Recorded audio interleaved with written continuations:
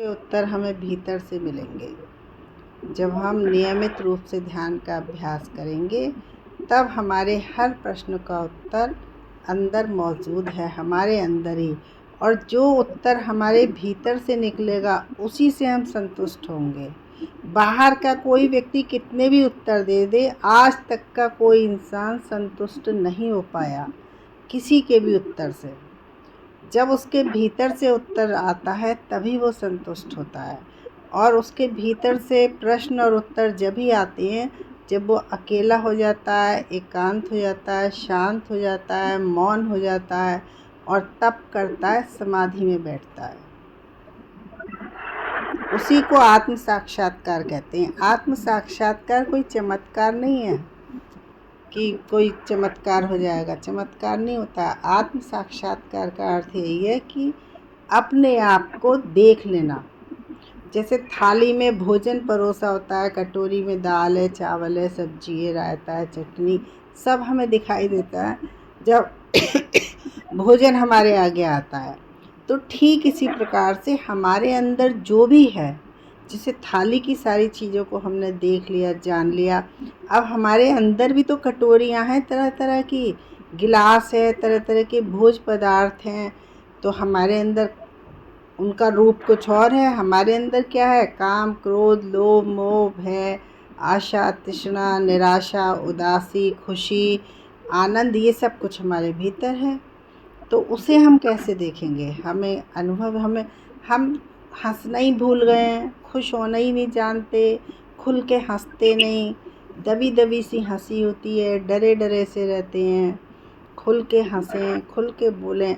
जब हम कुछ छुपाते हैं अपने दैनिक जीवन में, या हम सारी बातें किसी को नहीं बताना चाहते, या हमें डर लगता है, तो हम खुल के नहीं हंसते। और जब हम झूठ बोलते हैं तब तो हम बिल्कुल ही निम्न स्तर पर चले जाते हैं, क्योंकि हमें हमारे झूठ को खुलने का डर रहता है हमेशा। इसलिए इस बात को गांठ बांध लें, आज की किसी भी कीमत पर झूठ नहीं बोलना है। अगर तुम्हें कुछ चाहिए तो लड़ो, ने भी उत्तर दे दे, आज तक का कोई इंसान संतुष्ट नहीं हो पाया किसी के भी उत्तर से। जब उसके भीतर से उत्तर आता है तभी वो संतुष्ट होता है।